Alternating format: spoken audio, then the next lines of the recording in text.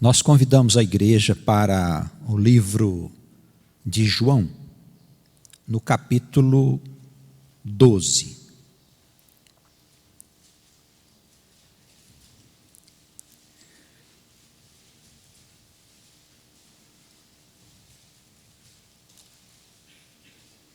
Evangelho segundo João, capítulo 12, nós vamos examinar a partir do versículo 20.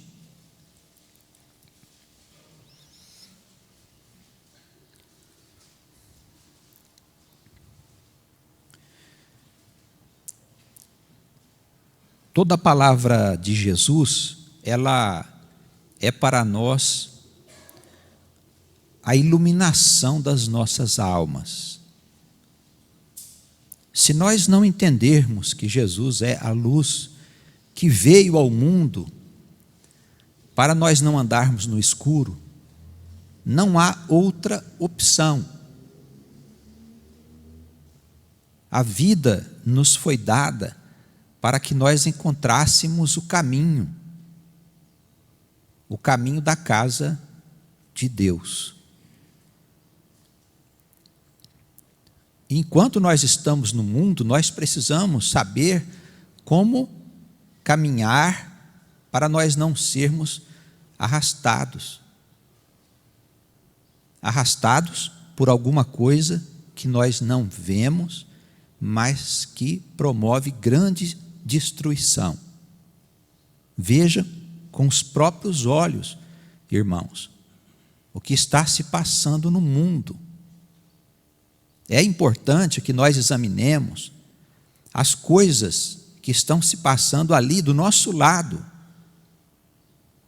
O que está acontecendo na vida do nosso vizinho, na vida das pessoas que trabalham lá no ambiente onde nós ganhamos o pão.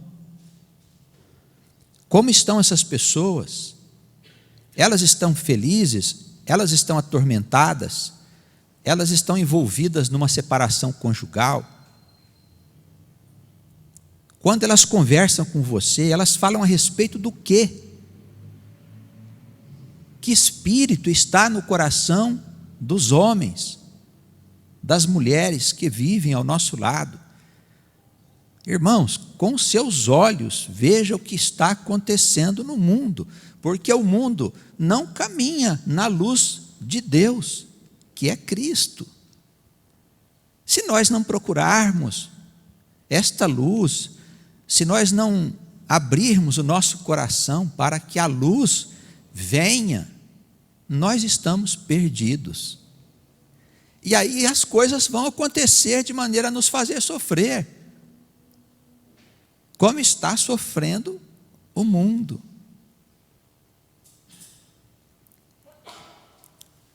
Nós temos que nos esforçar para nos livrar dos condicionamentos religiosos dessa humanidade. Os condicionamentos religiosos, eles são de muito tempo, irmãos. São como árvores velhas plantadas no jardim de Deus, com raízes profundas, e que se mantêm vivas por causa do diabo, por causa da ignorância dos homens que alimenta esse espírito de destruição. Estas árvores, ninguém tem poder para arrancá-las, a não ser Jesus. No devido tempo, o Senhor cortará todas estas coisas velhas e lançará no fogo, para destruí-las. Mas se nós não nos livrarmos disso, nós corremos o risco de sermos lançados também no fogo, na destruição. Não basta nós estarmos na igreja, não basta nós fazermos parte de uma seita, de uma filosofia. Irmãos, o mundo está cheio de doutrinas que servem apenas de muleta para as pessoas caminharem. Não são doutrinas que te libertam, que traz a verdadeira liberdade para você, que nós só encontramos em Cristo. Nós só seremos verdadeiramente livres quando nós andarmos na luz do Senhor, que é a luz de Deus.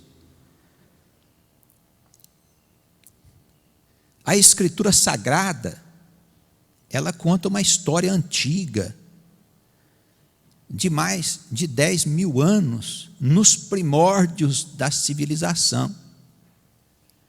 Ela conta a história de um casal de pecadores que se transformou na raiz do povo de Deus, aquela primeira semente lançada no mundo para que um dia pudesse haver um povo escolhido, um povo iluminado pela verdade dos céus. E Jesus é o complemento de toda essa história, de todo este esforço, até que se estabelecesse o que ele chamava o reino de Deus. É chegado o reino de Deus. E nós estamos deixando o reino de Deus chegar para nós? Ou nós estamos resistindo ao Espírito Santo? O que é que nós estamos pensando da vida, irmãos? Nós vamos nos deixar levar pela mentira que está aí fora? Por aqueles que hoje estão aceitando com naturalidade as iniquidades? Irmãos, olha para os meios de comunicação, veja o que o Espírito está querendo ensinar para os teus filhos. Como eles não querem violentar ninguém, eles vão impondo as coisas aos poucos para que você vá se acostumando ao pecado, às transgressões. É devagar, mas eles vão conquistando ano a ano a sua consciência para eles. Nós estamos perdendo a capacidade de indignar-nos contra as coisas erradas. As pessoas estão fazendo coisas loucas e a gente não está nem aí mais, irmãos. Antigamente nós ficávamos escandalizados, nós ficávamos exaltados, indignados. Hoje nós não ficamos mais. O que é que está acontecendo? Eles estão nos convencendo que isso é assim mesmo. E não é. Porque nós temos uma palavra que nos diz o que é certo e o que é errado. E eu não estou falando aqui do Antigo Testamento, do Antigo Pacto, não, viu, irmãos? Eu estou falando aqui da velha, da nova aliança, e não da velha. Nós não estamos falando aqui de Moisés e dos profetas, nós estamos falando aqui de Cristo.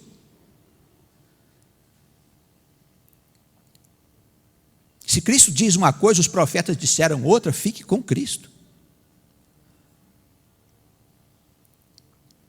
Se os anjos vierem dizer outra coisa que não o evangelho anunciado por Jesus e pelos apóstolos, nós vamos dizer não aos anjos. Se for o arcanjo, não importa, nós vamos dizer não, porque o Filho de Deus é o único enviado para a nossa salvação. Se você não entender isso, olha, se você não se apegar com Jesus mesmo daqui para frente, você corre risco de perder-se. E qual que é o nosso referencial? A Escritura. Você não tem que tentar encontrar na Escritura aquilo que você pensa que é a palavra de Deus.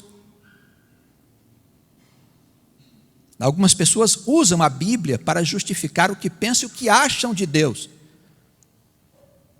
Não, você vai na palavra para aprender com a Escritura. A Escritura é que diz como que você deve ser, para onde você deve ir. É a Escritura que diz isso. Mas pastor, olha, a Escritura diz uma coisa que me deixa muito aborrecido.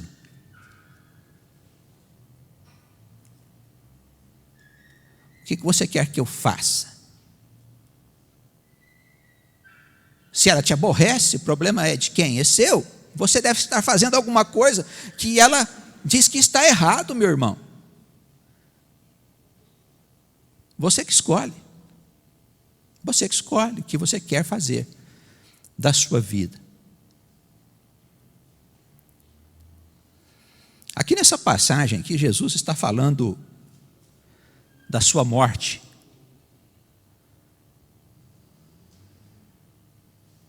Dizendo que ele é o único caminho. Irmãos, é muito triste a gente ver as pessoas abrirem a boca para pregar outro, senão Cristo.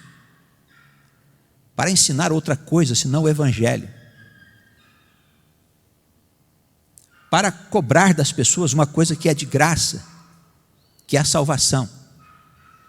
É muito triste que Jesus tenha se sujeitado a toda a sua humilhação, a todo o seu martírio, a todo o seu sofrimento, a toda a sua dor, naquela cruz, por nós, e nós nos tornarmos indignos dessa morte. Não pensem, irmãos, não pensem que não haverá consequência para a nossa indiferença. Não pensem que não haverá. Se nós vivermos uma vida insana, ao chegarmos do lado de lá, nós não vamos encontrar o Senhor nos esperando, não. Não vamos. Ah, Jesus vai perdoar tudo de errado que eu fiz. Olha, a Escritura não diz isso, não. Quem pensa que vai, no momento da morte, se livrar das bobagens que viveu ao longo da sua vida, porque Jesus perdoa pecados, está enganado. Jesus não vai te perdoar, Jesus perdoa quem se arrepende dos seus pecados. Você está ouvindo a palavra agora? Você tem que se arrepender agora e mudar de vida, porque o Espírito Santo espera que assim você faça.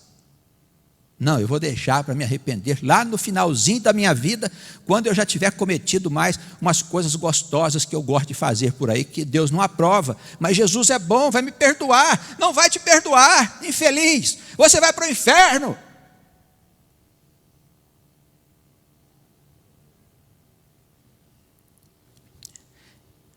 Eles nem falam mais no inferno.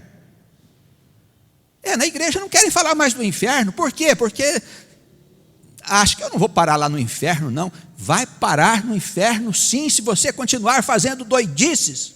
Você vai parar no inferno. Acha que lá tem festa? Não tem. Lembra do rico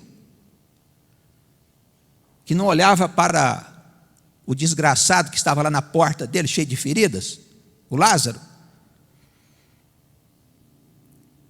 Quando ele foi para o inferno, o que aconteceu com ele? Ele estava numa festa lá, passeando, como ele costumava fazer? Não, ele estava morrendo de sede no meio dos queimores do inferno e pedia aos céus que enviasse alguém para molhar o dedo na água. Não era para enviar um copo d'água, não. Para molhar o dedo na água e colocar na língua dele, que ele não suportava o que estava acontecendo lá. Será que essa história foi contada para enfeitar o Evangelho? Para assustar as criancinhas?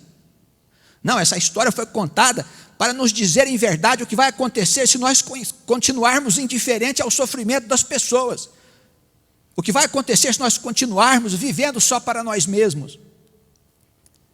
Na igreja e vivendo como egoístas, sem olhar para os irmãos que estão à nossa volta, deixando de cumprir o amor de Deus dentro da nossa própria casa, quando nós nos olhamos para os nossos filhos, para a nossa mulher, para o nosso marido, para os nossos pais. Nós estamos faltando com o amor, nós estamos cometendo o maior pecado que se pode cometer, que é viver contra o amor de Deus. E se assim nós procedermos, é o que nós merecemos, as regiões infernais. Como foi Jesus que disse isso, eu me sinto bem à vontade de anunciar.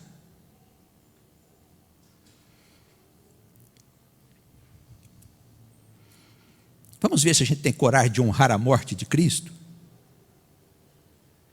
Vamos deixar de ser crianças espirituais, de beber o leitinho para comer algo mais sólido? É bom, é bom. Vem tempos difíceis aí, pela frente.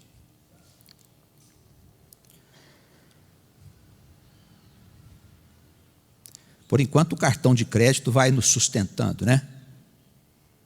Não é? Pois é. Isso pode mudar. Livro de João, capítulo 12, versículo 20. Era um tempo que antecedia as festas de Páscoa, quando os judeus comemoravam a sua libertação do Egito.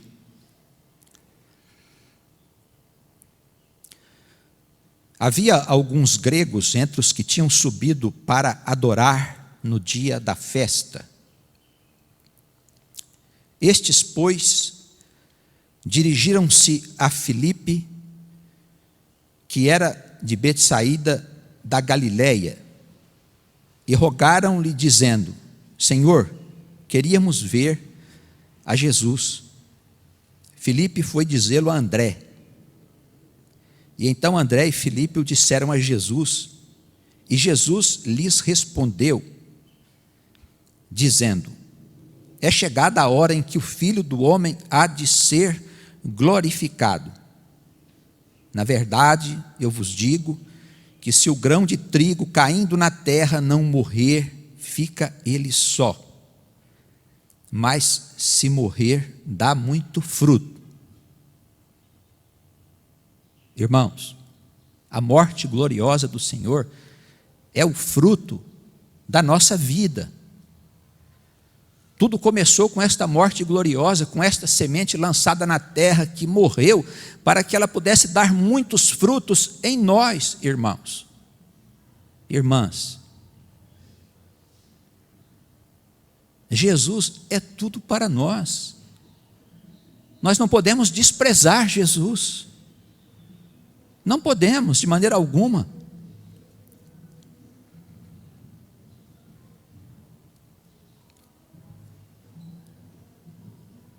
Nós passamos alguns períodos da nossa vida por dificuldades.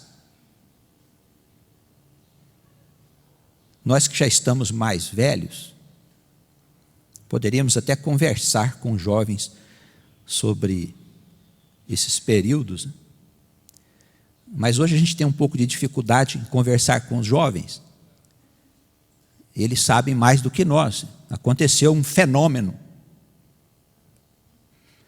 em que a ordem natural do universo foi invertida. Os jovens passaram a saber mais que os velhos.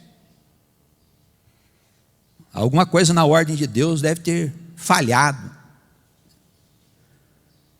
Ou os jovens ficaram influenciados por um espírito,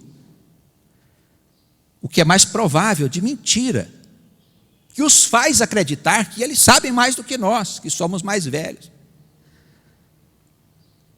Seria bom os jovens refletir. Não é possível conversar com eles mais.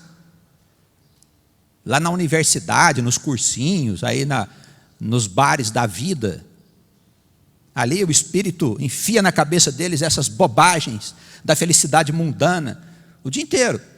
Onde eles vão, estão ali enfiando isso na cabeça deles. Isso vem dos professores. Hoje é geral a doutrina de que eles são os entendidos. Diria a Escritura. Coitados. Deixa eles começarem a ter filhos. Aí sim eles vão começar a entender como é que funciona, irmãos, o mecanismo da vida. Mas nós poderíamos dizer aos nossos jovens acerca das fases difíceis que nós atravessamos na vida, em diversas circunstâncias. Às vezes, momentos de dificuldade material. Às vezes, uma grave enfermidade pode passar pela nossa casa. Um problema amoroso, sentimental.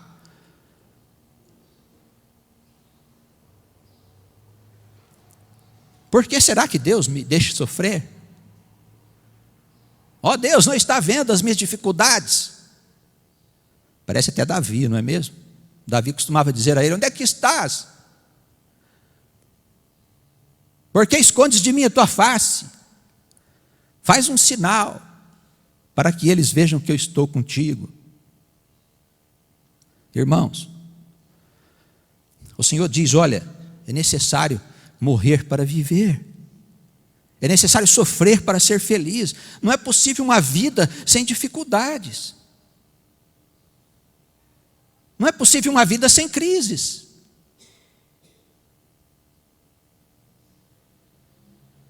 Tem gente que nasce em berço de ouro, tem uma vida feliz, uma vida sem problemas. Que vida? Tem Cristo por lá? Essa felicidade, irmãos, é proporcionada pelo bem material. Se você nascer numa família cheia de dinheiro, o que é uma infelicidade, você corre um grande risco de se perder. Nascer numa família rica é uma infelicidade. É muito arriscado, irmãos. Nós não temos nada contra os ricos, mas é uma experiência difícil para o homem que é espiritual. Nós não podemos ter inveja da vida alheia. Isso é pecado. Jesus está querendo dizer aqui da sua morte, do seu martírio, que ele traria para os seus filhos, que somos nós, coisas boas. E assim também é a nossa vida. Quando nós passamos por crises, não importa em que momento da nossa vida, não importa em que tipo de crise nós estejamos envolvidos, todas essas situações, elas só podem produzir bons frutos.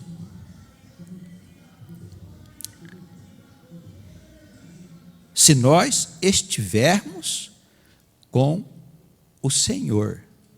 Se eu tenho Jesus, as crises, elas me trarão bons frutos. Mas se eu não tenho, pode ser que eu entre num buraco do qual eu não vou sair tão cedo. Tudo nós podemos dispensar, exceto a Jesus. Esse você não pode. O Senhor, no versículo 25, Ele está querendo nos mostrar o que é o fruto que nós vamos dar. Ele diz assim: quem ama a sua vida, perdê-la-á. E quem nesse mundo odeia a sua vida, guardá-la-á para a eternidade. É uma estranha doutrina, porque nós somos ensinados a amar a vida e não a morte. Vem o Senhor e diz: olha, quem amar a sua vida, perdê-la-á. Então eu tenho que odiar a vida? Existe aí, escondido, um ensinamento, irmãos. O Senhor está querendo dizer o quê? Que se a finalidade da nossa vida for a felicidade terrena, nós vamos perder a felicidade verdadeira, que é eterna, espiritual. Se você fez uma opção pela felicidade terrena, você vai correr atrás do quê? De ser bem-sucedido materialmente, de ser conhecido por todas as pessoas, de ter todos os bens que o mundo nos oferece. Se você fez esta opção, você tem muito a perder depois da sua morte. Você vai arriscar. Pode ser que tudo isso que o pastor está dizendo não seja verdade. Bem, não é necessário nem vir na igreja. Não é verdade? Se você acha que o que Cristo disse não é a palavra de Deus, porque aqui está a palavra de Deus. O Espírito de Deus repousou sobre Davi, o Espírito de Deus repousou sobre Moisés, sobre Jeremias, sobre Isaías, sobre Zacarias, sobre João Batista, sobre Paulo, sobre Pedro, sobre João. Não. O Espírito de Deus repousou somente sobre Jesus. É o próprio Deus falando a nós. Você vai dizer que a palavra de Deus não é verdade. É Deus falando para nós que Ele tem algo maior que nos aguarda além dessa dimensão, além desta vida. Essa é a boa nova, essa é a doutrina de Cristo, irmãos. Quem não crer na vida eterna está perdido.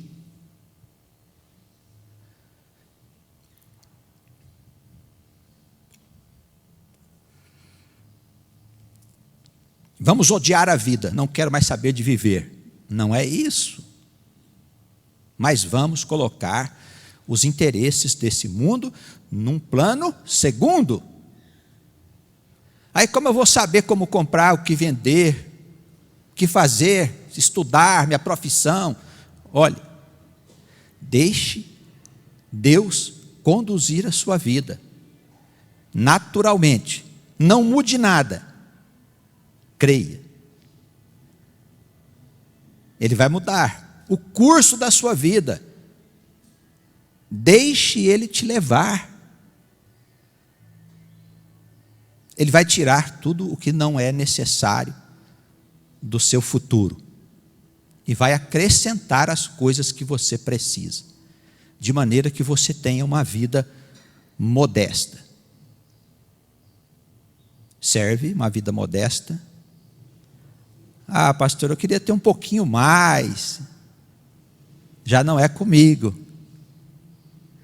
Porque o Senhor nos dá uma vida modesta.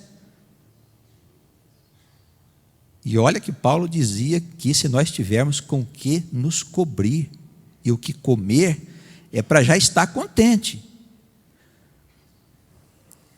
Tem alguém aí que não tem onde morar? Levante a mão. Tem alguém aí que não tem o que comer? Por favor, levante a mão.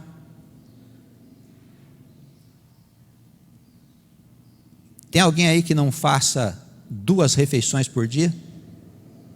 Cafezinho de manhã? Tem alguém que não toma?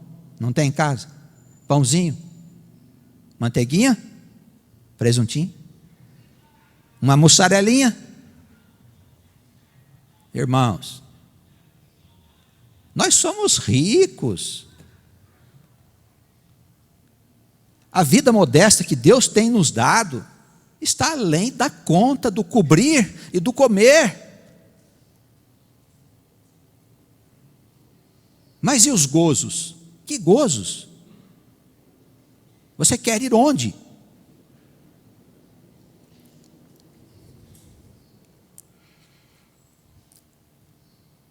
Doce não é gostoso?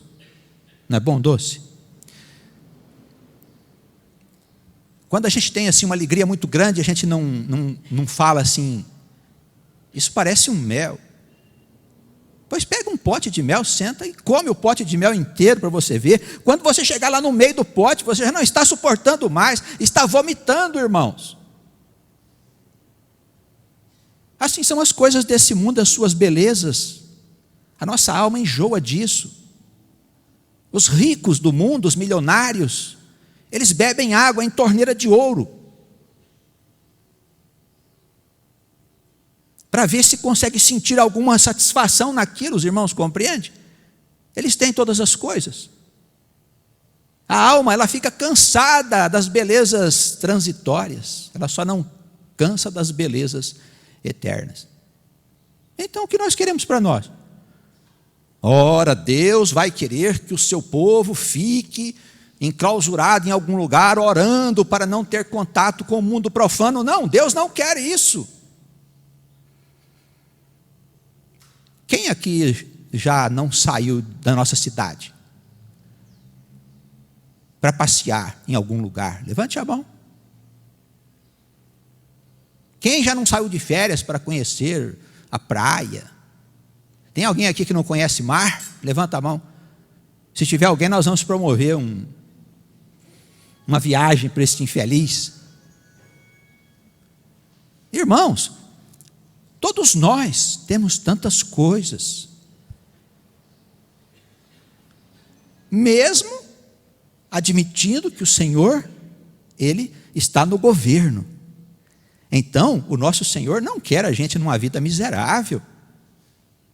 Ele não quer que a gente se perca nessa vida de uma busca insana por dinheiro, por poder e por luxo e por glórias terrenas e passageiras.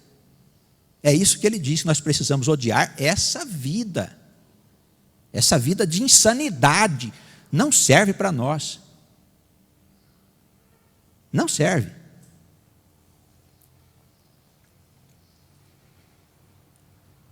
Verso 26. Se alguém me serve, siga-me. Onde eu estiver, ali estará também o meu servo. Olha que coisa boa, irmãos. Se alguém me serve, siga-me. Onde eu estiver, ali estará também o meu servo. Serve o Senhor, irmão. Vem para a igreja trabalhar. A nossa igreja não é uma igreja onde os irmãos vêm aqui só ouvir a palavra e depois vão para casa viver do jeito que querem. Não, aqui nós trabalhamos. A comunidade trabalha efetivamente, nós temos eventos beneficentes, nós temos tantas coisas que você pode fazer parte dessas coisas trabalhando. Venha participar. Quando a igreja chamar, diz: Senhor, eis-me aqui. Por quê? Palavra do Senhor: onde eu estiver, o meu servo estará comigo. Assim que meu corpo tombar, a minha alma dorme e acorda do lado de lá. O primeiro nome que eu vou gritar é Jesus. Só.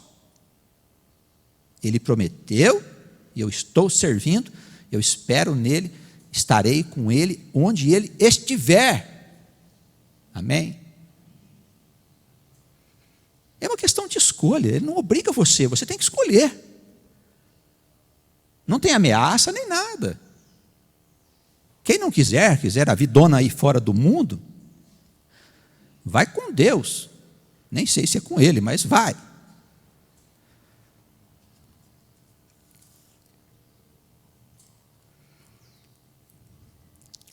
Lendo à frente aqui, a gente vê que chegou um momento em que o Senhor estava angustiado, diz a palavra.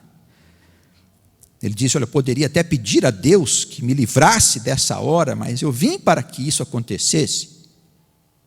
Pai, glorifica o teu nome.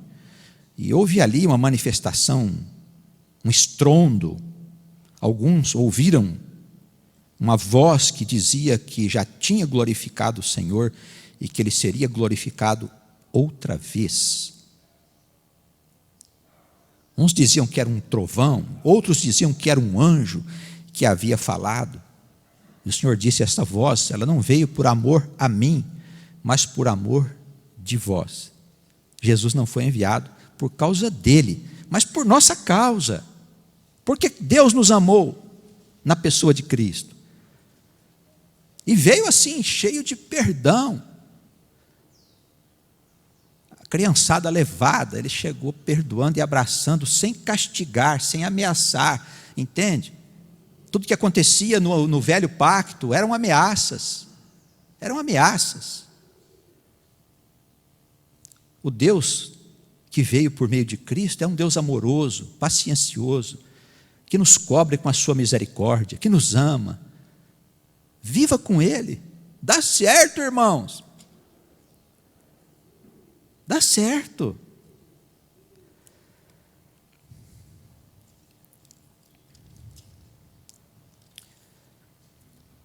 No versículo 31,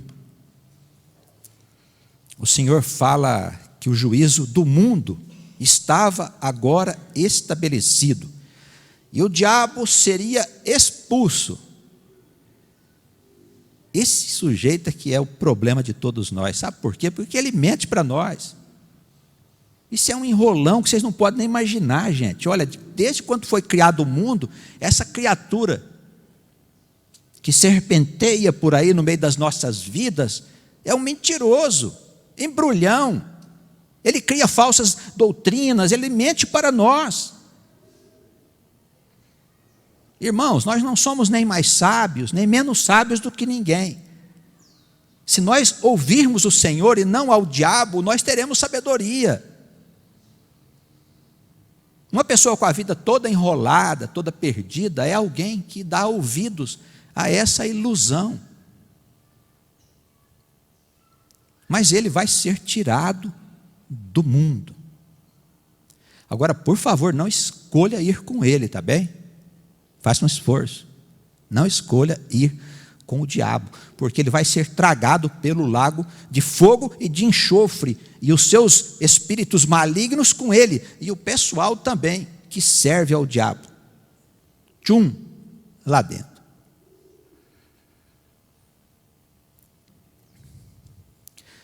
Não acredito nisso.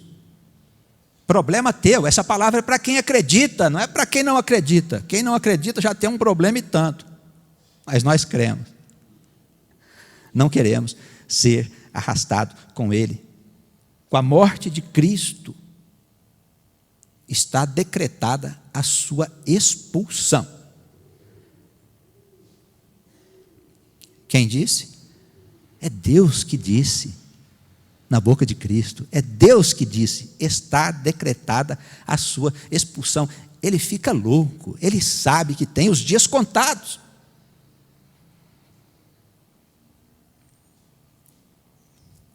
Quando Jesus disse, quando eu for levantado da terra, eu atrairei as pessoas a mim.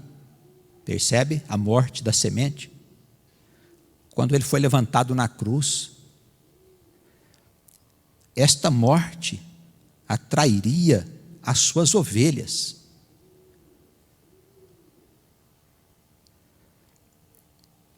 Os irmãos lembram-se da passagem na história antiga, em que Moisés, conduzindo o povo, entrou numa região de serpentes, e as cobras danaram a picar, e a matar muita gente todos os dias. Moisés procurou o Senhor, e disse, Senhor, o que faço? Aí o Senhor disse, uma serpente de metal, faça uma serpente de metal, coloque sobre um cajado e ponha no meio da tribo. Quem for mordido, olha lá, não morrerá. Por quê? Será que o metal tinha o poder de neutralizar o veneno da serpente, irmãos?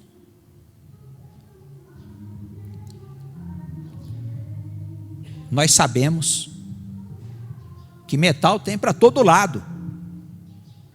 Faça aí uma cobra de metal e entre lá no meio das serpentes para você ver o que acontece. Mas quem olhou para ela crendo, não morreu. Jesus, quando conversa com Nicodemos, lá no Evangelho segundo João, capítulo 3, ele fala que Jesus seria levantado da terra como foi aquela serpente nos tempos de Moisés. Quem olhar para Cristo na cruz, crendo, não morrerá, irmãos. Não morrerá.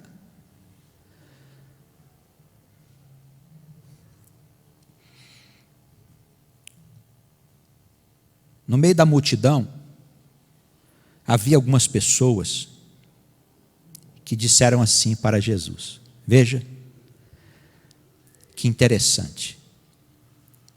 Nós temos ouvido da lei que o Cristo permanece para sempre. Como dizes tu que vai morrer? Vai ser levantado no madeiro. Não é possível. Quem é esse filho do homem? Eles não compreendiam o ponto de vista espiritual. Eles não compreendiam as coisas no ponto de vista da eternidade. Para eles, a vida era tudo. como ainda nos nossos dias é para uma multidão de pessoas que creem. Elas acham que morreu, acabou, fica dormindo, dia do juízo. Eles achavam que o Messias viria para estabelecer um reino político, libertando Israel do domínio dos romanos, e que ele ficaria para sempre aqui no mundo, reinando. Ora, mas as Escrituras dizem isso, mas as Escrituras dizem que o reino eterno é um reino espiritual, irmãos. Jesus dizia: eu não sou daqui, eu sou de cima. Meu reino não é deste mundo. Olha, mas eles insistiam. Diz que Cristo, o Messias, vai permanecer. Como que tu dizes que vai morrer? Quem é esse filho do homem? Ele pacienciosamente, né? Às vezes ele perdia também a paciência, mas ele pacienciosamente começa a explicar para eles: a luz do mundo ainda está convosco por um pouco de tempo. Acompanha comigo aí, versículo 35. Andai enquanto tendes luz, para que as trevas não vos apanhem, pois quem anda nas trevas não sabe para onde vai. Eu sou a luz do mundo. Irmãos, é Ele que ilumina, é Ele. Às vezes, acho que eu até canso na minha palavra de ser repetitivo, sabe?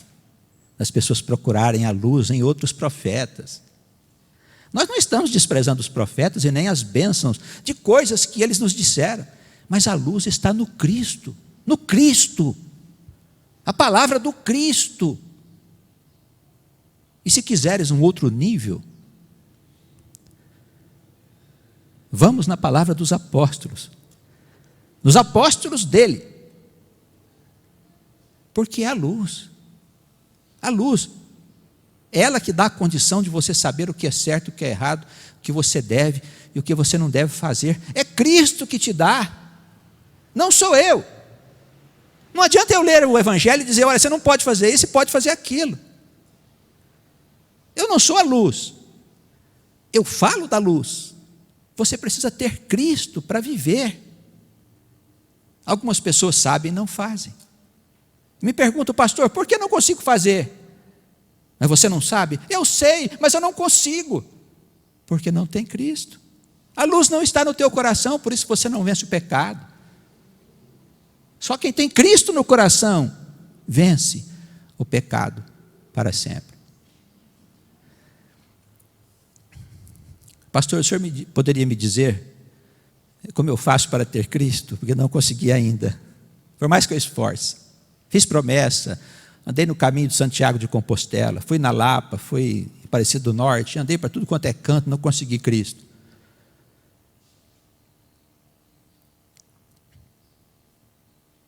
Se alguém conhece uma receita, por favor, mande para cá. Nós gostaríamos de apresentar a toda a igreja para que os irmãos tivessem Cristo, tivessem a luz. Então o que vamos fazer? O senhor não sabe também? Bem, eu tenho umas dicas. Eu fui por lá. Quando sofri, nas minhas crises, nos meus tormentos, um dia eu percebi que João dizia que era preciso eu esquecer a vida velha, o meu passado. Ouvi Cristo dizer que eu precisava negar a mim mesmo. Ouvi Paulo dizer que eu precisava morrer para o mundo e o mundo morrer para mim. Eu fui por aí. Eu ouvi Jesus dizer que era preciso repartir, amar, perdoar, suportar, esperar. Eu fui por aí. Eu creio que encontrei a luz.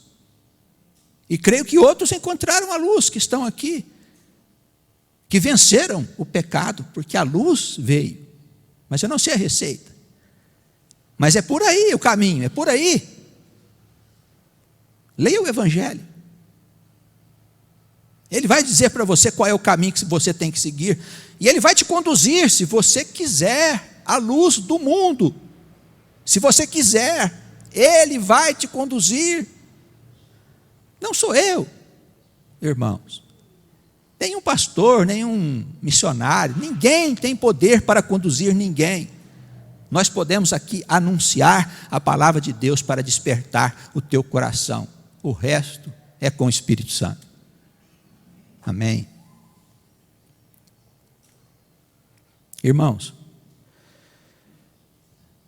para concluirmos, ele diz aqui no versículo 38, que é difícil as pessoas aceitar a palavra gratuita de Deus.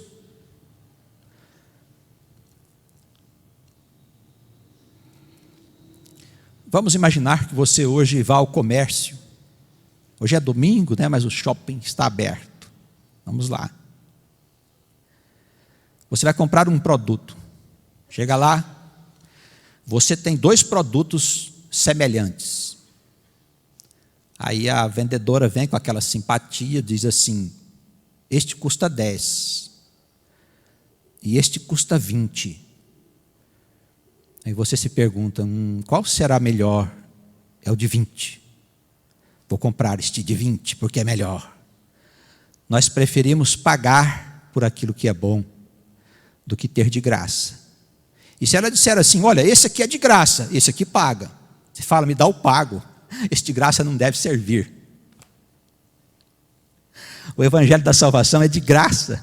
Por isso alguns preferem pagar. E há muitos que tentam pagar para tê-lo. É de graça. É difícil aceitar isso. Alguns pediam sinais, porque não criam, queriam ver milagres. Ele lembra a passagem aqui de Isaías, o evangelista, no capítulo 53, Senhor, quem creu na nossa pregação? Olha como é difícil. Quem creu? A quem foi revelado o braço do Senhor? Um povo de coração endurecido, um povo de dura cerviz, um povo indolente, um povo orgulhoso, um povo vaidoso. Nós não estamos no meio disso não, né, gente? Não. É bom não estar. Amolece o coração, dilata os teus ouvidos. Esteja disposto a recuar, a recomeçar, a esperar, crendo na cruz. É promessa. Promessa não tem como cumprir. Se alguém fizer uma promessa a outro, é tido em alta conta, mas pode não se cumprir. Homens fazendo promessa, a opinião dos homens pode mudar rapidamente, mas a promessa de Deus, não. E aqui nós temos o Deus vivo falando a nós e prometendo que se nós olharmos naquela cruz, nós daremos bons frutos, não só para esta vida, mas para a eternidade.